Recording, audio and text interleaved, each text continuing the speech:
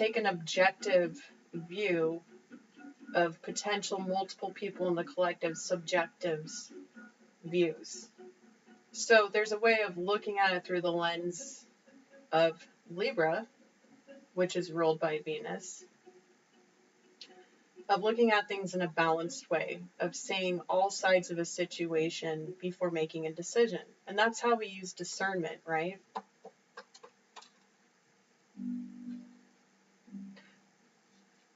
So Libra is air, Taurus is earth.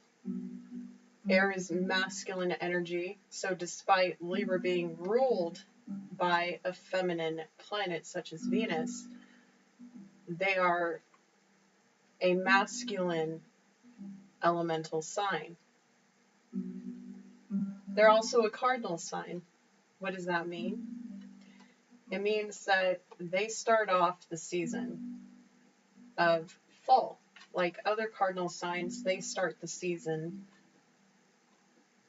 with the dates where that zodiac sign is on the calendar year, right?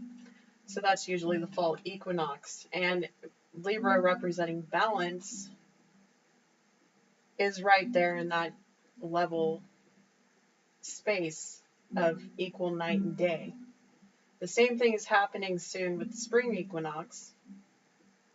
And again, the equinoxes can vary as far as their astrological significance. They can vary on where the sun is positioned in the sky each year. But I personally go by the wheel of the year. I go by traditional Celtic calendar scale. And this was created originally by farmers and pagans. So the whole point of it was to honor and celebrate the different cycles of life and to work with the gods or energy or the land through these different rituals and practices around the year. So if everything's in balance with Libra, you look at Taurus, the earth energy. So Taurus is very grounded, very stable, very secure.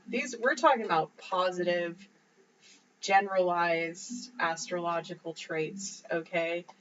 I will tell people again and again, there are evolved versions of every sign, and how that sign operates in your chart depends on where it's placed.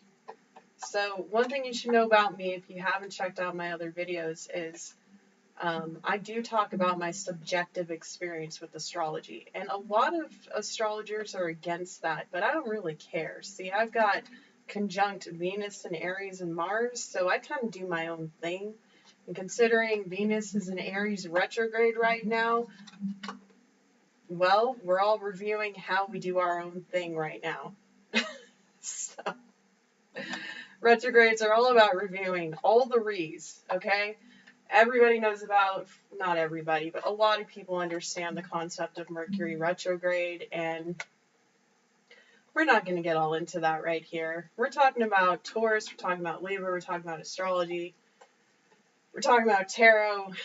So, anyways, Taurus is values, right? So you could say that Libra is more intellectual values and principles.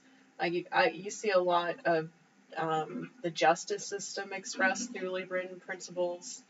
And Taurus is more about like family values and security, and it being an earth sign, it's a very 3D sign. But earth signs are all feminine energies. So they're very receptive. And Taurus is a fixed sign. So, I mean, they're the sign that gets the reputation of being the freaking stick in the mud. Okay? They're as fixed as it gets when it comes to those energies. And a fixed sign is in the middle of a season.